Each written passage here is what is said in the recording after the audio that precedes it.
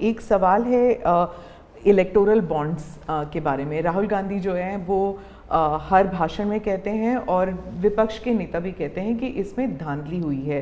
आपकी पार्टी के लोग भी कहते हैं कि अगर गलती है, अगर इसमें कोई गुंजाइश है इसके सुधार में तो वो कर सकते हैं।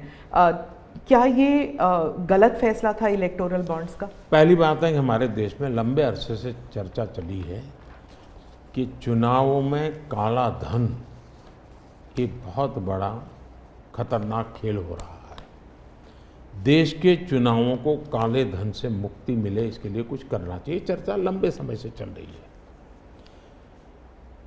चुनाव में खर्च तो होता ही होता है, कोई इनकार नहीं कर सकता है। मेरी पार्टी भी करती है, सब पार्टियां करती हैं, कैंडिडेट भी करते हैं और पैसे लोगों से लेने पड़ते हैं, सब पार्टियां लेती हैं। मैं चाहता था कि हम कुछ कोशिश करें कि इस काले धन से हमारे चुनाव को कैसे मुक्ति मिले, ट्रांसपेरेंसी कैसे आए। एक प्रामाणिक पवित्र विचार मेरे मन में था। रास्ते खोज रहे थे, एक छोटा सा रास्ता मिला, वही पूर्ण है। वैसे हमने उस समय भी क्लेम नहीं किया था, पार्लियामेंट में डिबेट में सबने उसको सराहा भी था। आज जो लोग उलट पुलट बोल रहे हैं उन्होंने सराहा था, पार्लियामेंट डिबेट देख लीजिए। हमने कैसे कैसे काम किया, जैसे 1000 और 2000 के नोट खत्म कर दिए। चुनाव में वही बड़े बड़ी मात्रा में ट्रैवलिंग करते हैं, क्यों कि ये काला धन खत्म हो। हमने सुप्रीम कोर्ट ने कहा था कि 20,000 रुपये तक पॉलिटिकल पार्टियां कैश ले सकती हैं। मैंने कानून बनाकर, नियम बना करके 20,000 को 2,500 कर दिया। क्यों? क्योंकि मैं नहीं चाहता था कि ये कैश वाला कारोबार चले। फिर मैंने कहा है कि इलेक्टोरल बॉन्ड, कि जो पार्टी अपना सीक्रेसी मेंटेन करना चाहती है। होता था क्या, जैसे हम पहले बीजेपी में चेक से पैसा लेंगे तय किया, तो सब व्यापारी लोग हमें आकर के कहें साहब हम चेक से दे ही नहीं सकते। हमने कहा क्यों नहीं दे सकते?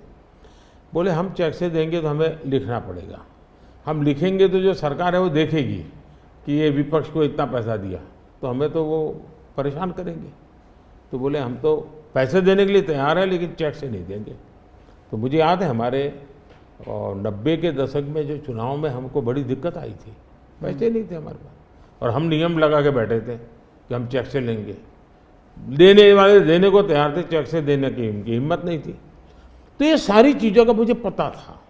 तो मैंने कहा भाई, तो हमने कहा भाई ऐसा है, अब देखिए इलेक्टोरल बॉन्ड न होते तो किस व्यवस्था में ताकत है वो ढूंढ के निकालते कि पैसा कहाँ से आया और कहाँ गया।